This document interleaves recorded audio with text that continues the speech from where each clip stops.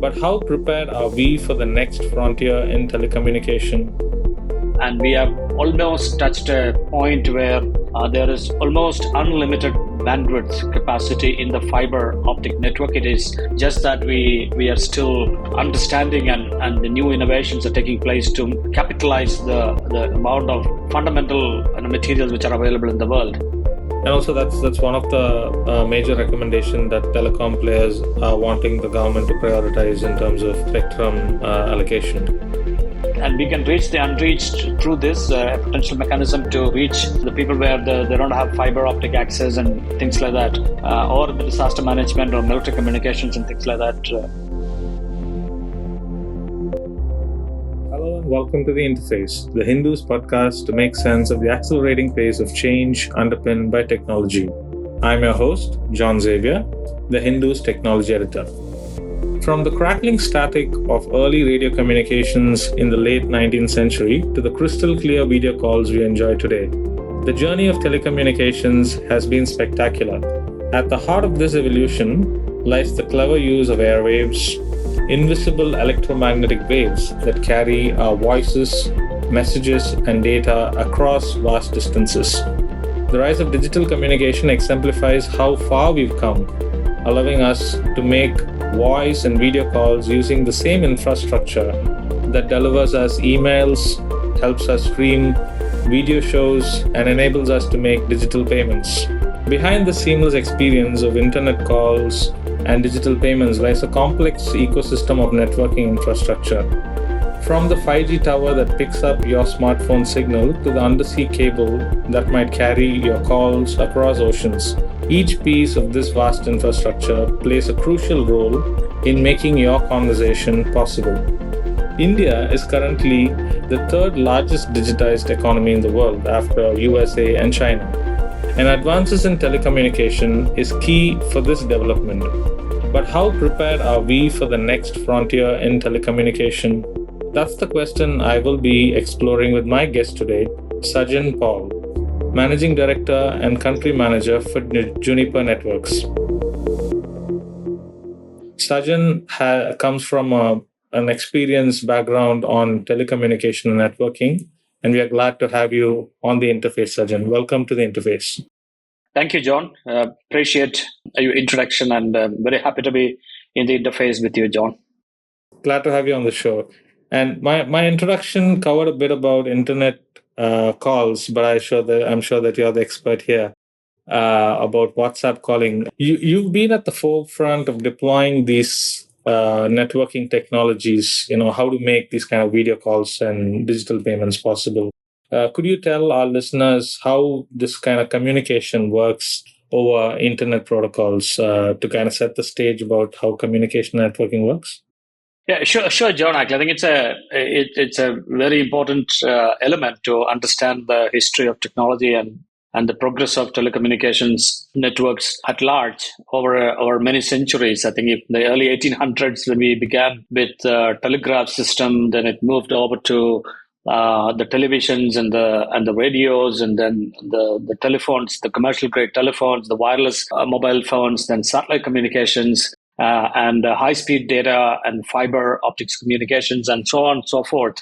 And today we are today at 5G evolution from a wireless technology point of view, and we have almost touched a point where there is almost unlimited bandwidth capacity in the fiber optic network. It is just that we are still understanding and the new innovations are taking place to capitalize the amount of fundamental materials which are available in the world. Coming specific to the point that you made, actually, we've come a long way from tall calls to WhatsApp-based calls and things like that, and video. These are all possible because of the amazing connectivity. Two things are very important for electronic communications or digitization. One is that high-speed network connectivity, and the other one is low latency and jitter. I think these are the three fundamental components, which is kind of competing against real-time communications like voice and video. Coming specific to WhatsApp and many other voice over IP technology, while we speak, we use analog voice system, which is in the human audible band. But that cannot travel the digital infrastructure. It needs to be digitized. There are many digital analog to digital conversion and modulation technologies available in the marketplace. And then we call the coding and decoding, the codecs. There are some advanced codecs used by these technologies will fundamentally convert the speech or audio into digital media so that it can be transported over a long distance over digital lines. The technology advancement happened because we have now unlimited bandwidth available, ultra low latency networks, whether on mobile networks or on the wired networks. And we have a pretty good traffic engineering in the network so that the element of jitter, which will affect the voice and video quality, and those things are fairly well managed. I think those are the fundamental elements used actually in the technology. Right. Thanks, Sajan. So, Sajan, I think it's very easy to kind of take the current technology for granted, but we've come to it in sort of stages. So, if you were to look at, let's say, in the last maybe since the early 2000s, when the CDMA and the first generation of mobile cellular service started, to what's happening with 5G now. How has this technology kind of evolved, and or could you give a kind of a snapshot on which significant moment kind of pushed us in to the subsequent next step in telecommunication? Yeah, sure, John. Actually, so we are sitting on probably the fifth generation of technology on the wireless communications here.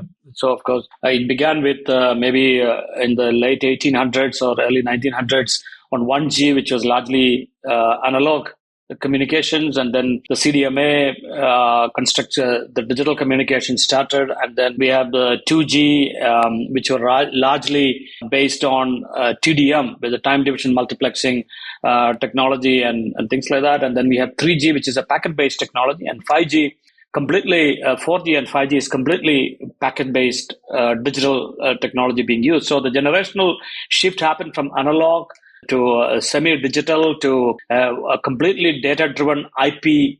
When I say IP as an internet protocol, all digital doesn't mean internet protocol. Today, we have come to a level that anything that is digital can be transported over the internet protocol. That means the technology can be massified. The technology can be consumed much more easier, like we consume it in our home internet or in our mobile internet. Then these technologies can be consumed.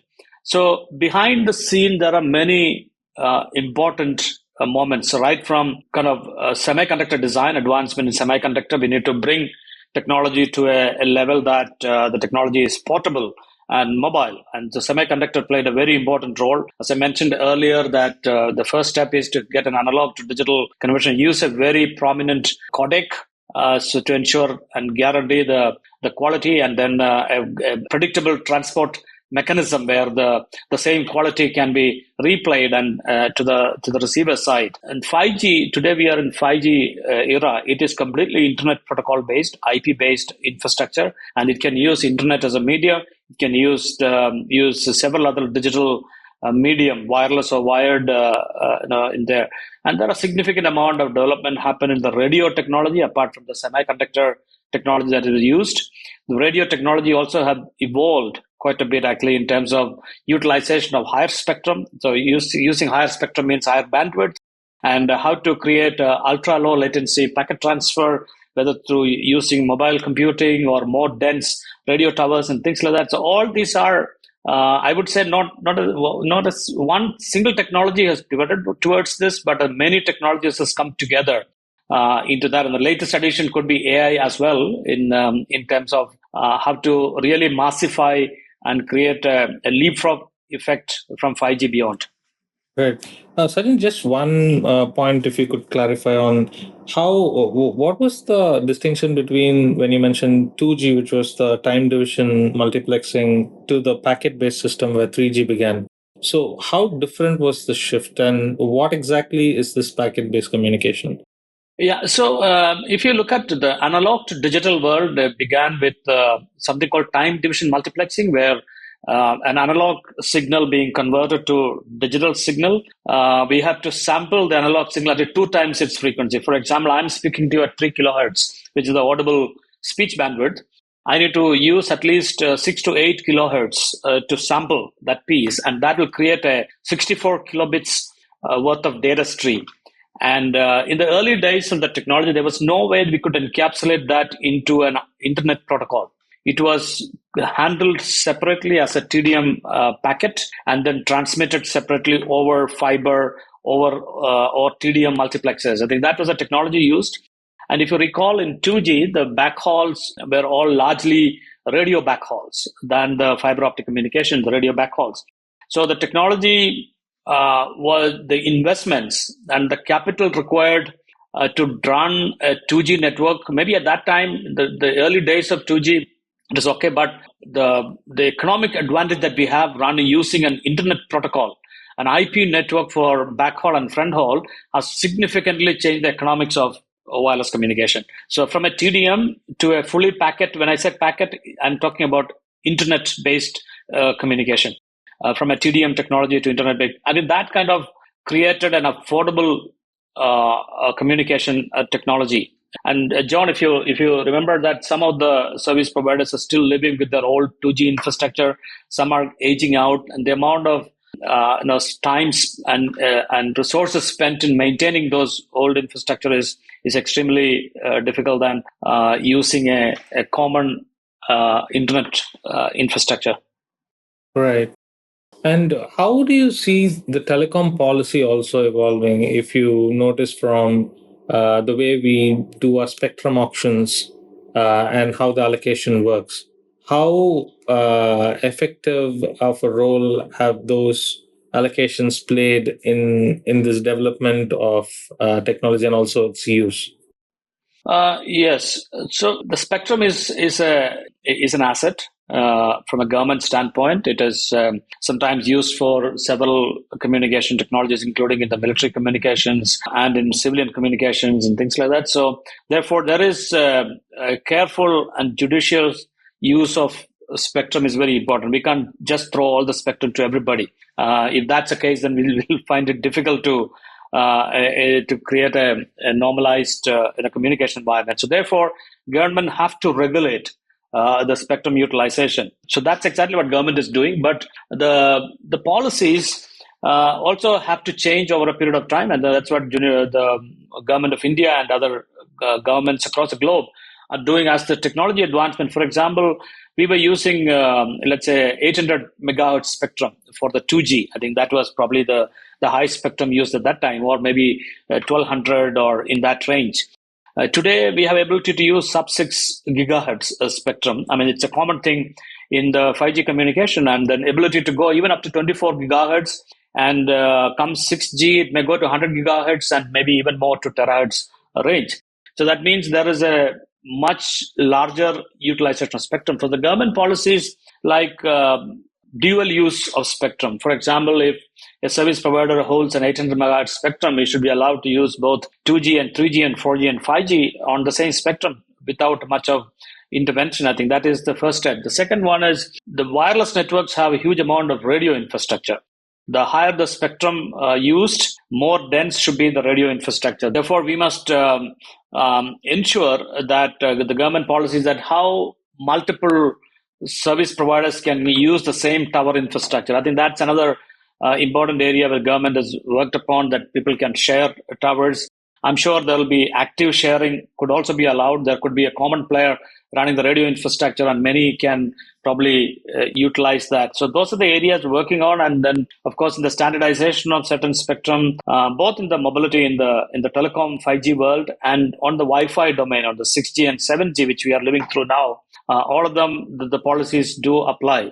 And government is working diligently towards harmonizing it, or at least work towards a global, so that the technology adoption in India is not too far away from the global adoption. Right. And GSMA in a recent report says that India can save roughly about $10 billion annually if 5G network is deployed through the use of 6 gigahertz spectrum. And also, that's one of the major recommendation that telecom players are wanting the government to prioritize in terms of spectrum allocation.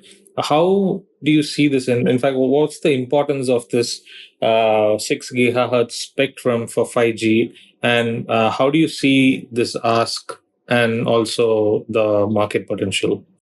Yeah, sub-6 is generally called as millimeter waves in our industry. So, as I said earlier, the higher the spectrum that you use, more dense should be the radio infrastructure. You may need many more radio towers to cover to make sure that there is no black spot in the network. At the same time, higher the spectrum, the utilization of bandwidth will be high. India is one of the top countries where the per user bandwidth utilization is probably one of the highest in the world. I'm talking about per subscriber bandwidth utilization. So from that point of view, if there's a lot of consumption on video, multimedia material by the consumers, then the 6 gigahertz or the millimeter wave will really help. But that would need a huge amount of investment on the infrastructure. I think it's good to have 6 gigahertz, but I think it has to be balanced with John. The one of the key criteria that the telecom service providers use average revenue per user (ARPU), and India probably is one of the lowest in the globe, while we have the highest consumption on the bandwidth side. Therefore, it need to make any economic sense when it comes to utilizer massifying 6 gigahertz and what is the affordable ARPU that consumers are ready to pay. And of course, how this bandwidth can be monetized. What is that killer application that can monetize this high bandwidth and low latency network? And that's kind of I'm just kind of harmonizing it with the ground conditions in India. Right. So could it be more a sort of an enterprise use case currently rather than a more consumer centric one, which could kind of keep telecom providers from investing in those kind of infrastructure? Absolutely. I think in India, the wired broadband penetration is abysmally small compared to many other our neighboring countries and maybe across the globe. The wired broadband connection is very low.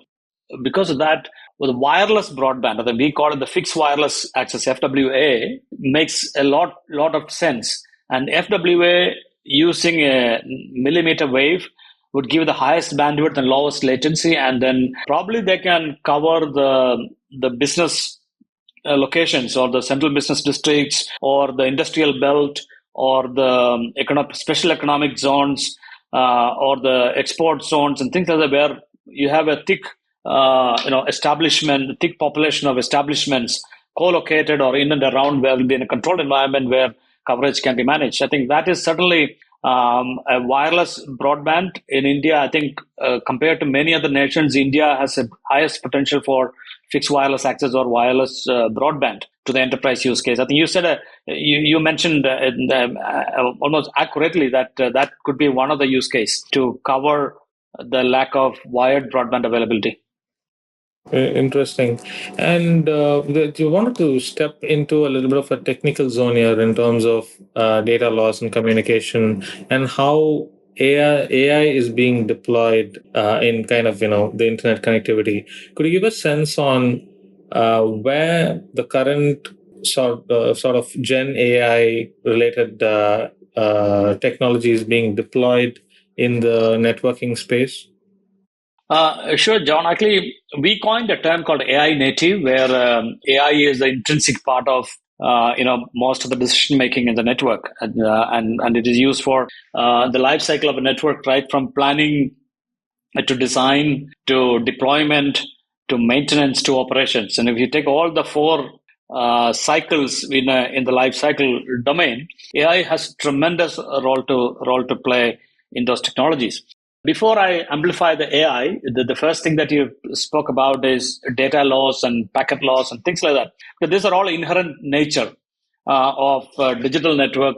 Like in analog networks, interference and noise were the real enemies. In the digital network, packet drop, latency, jitter, these are the real enemies.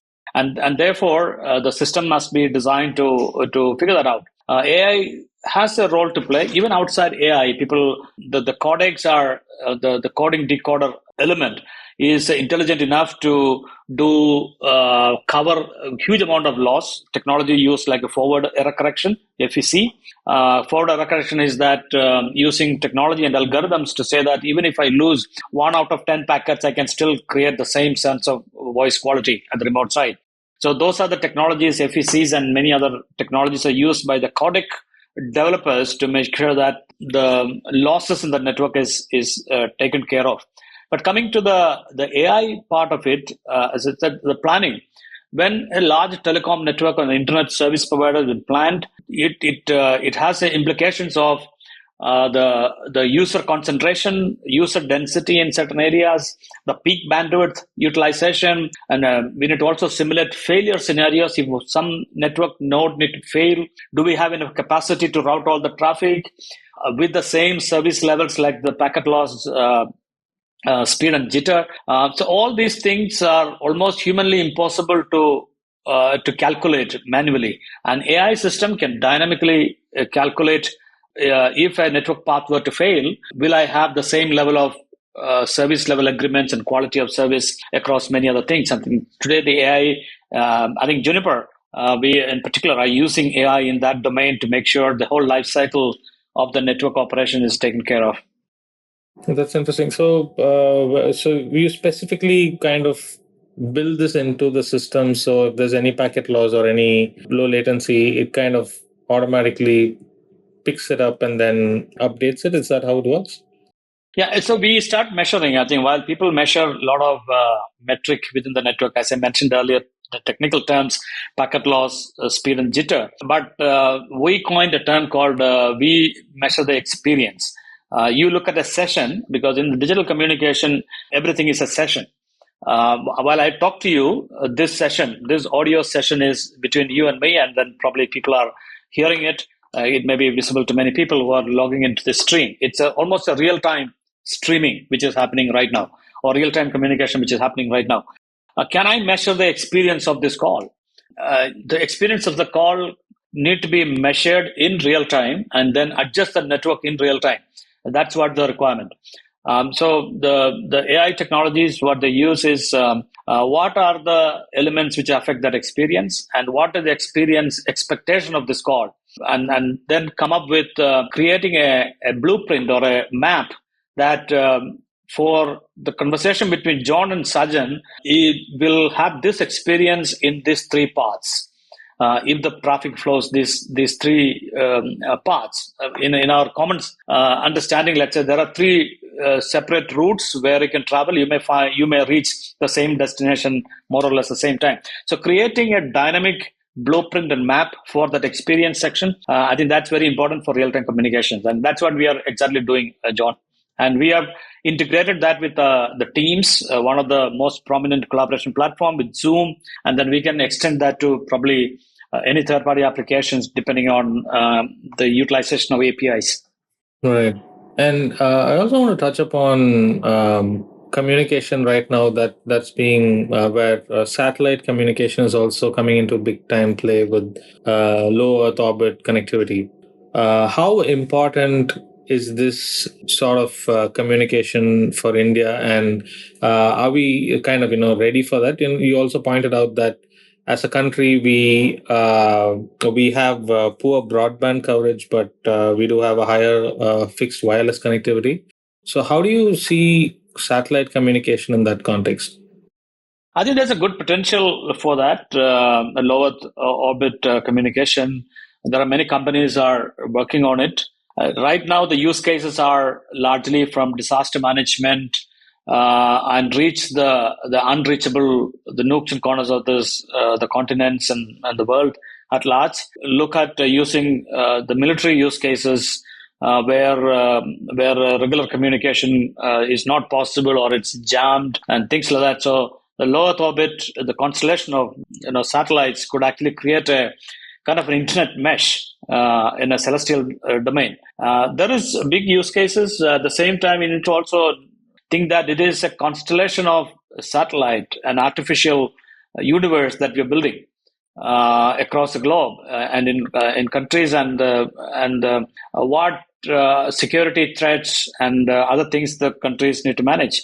So I see that as a potential use case, and we can reach the unreached through this, a potential mechanism to reach the people where they don't have fiber optic access and things like that, or the disaster management or military communications and things like that, John, actually. And it's still evolving. I think I would say personally that the security elements of this need to be looked at from a national sovereignty perspective, because these things is actually occupying the celestial space without much control. Yeah, which is also quite prominently came up during the Russia-Ukraine encounter when Musk actually turned up the Starlink access to Ukraine and at one point turned it off when they were going to hit against the Russian. Yes, but on the other side of the coin is that in the disaster management situation, that this can be a lifesaver in many cases. Right. That's helpful. And in terms of the infrastructure cost, so this is largely seen as like players with 2 or 3 players globally doing this. So which will also push up the infrastructure cost. So in terms of getting the ARPU that we spoke about is not something that's very easy for this kind of a service. Is that fair to say? Yeah, it is. It is an intensive network, not just from the capital investment, but also operations and given the same service levels. It is still not come to a consumer level like 5G and 4G and things like that. At the ARPU levels, it's so consumable. This is still not come to that level of massification, if I were to call that way. Right. You did touch upon 5G in different parts of this conversation, but to kind of put it in concisely, I just wanted to get your drill down on how do you see we are using 5G networking what's your view on our usage of 5G in India? Have you kind of nailed the proper use case, or are we still in the process of finding out how best to use this? I think the adoption of 5G, I think a huge amount of money is spent on infrastructure build out, because 5G is a new technology where the radio infrastructure, the front haul and back haul, the spectrum utilization, a lot of things have dramatically changed in the 5G infrastructure. And imagine a service provider running 2G, 3G is currently, we need to pivot towards a 5G. That's a huge amount of infrastructure investment that to happen. But what I hear from our service provider colleagues is that the monetization of that 5G infrastructure is not in the right direction yet. We need to find some applications like fixed wireless access, FWA, or mobile broadband could be one of the important use cases that 5G could harness. That's the stage we are in, but we'll see that new use cases may come up in the due course. Like there could be imaging, real-time communications, presence technologies, and many other technologies could use 5G more effectively. But at the end of the day, there has to be a return on investment for the service providers, and some of the use cases need to be monetized for the sustaining this 5G introduction. Thank you so much, Sajan. I think we covered a range of topics and with a good note about the history of telecommunication. Thank you so much for your time and offering your insights about how we are developing on the telecommunication front. Thank you, John. Pleasure joining you, and hope it was useful. Thank you. Thank you for tuning in to the Interface podcast. For more such episodes on technology and innovation, tune in to the Interface on Spotify, Apple Podcasts, or wherever you get your podcasts from. Do share your comments with us at the Interface at thehindu.co.in. To keep yourself updated with the latest tech, please go to thehindu.com or follow us on all social media platforms. Thank you.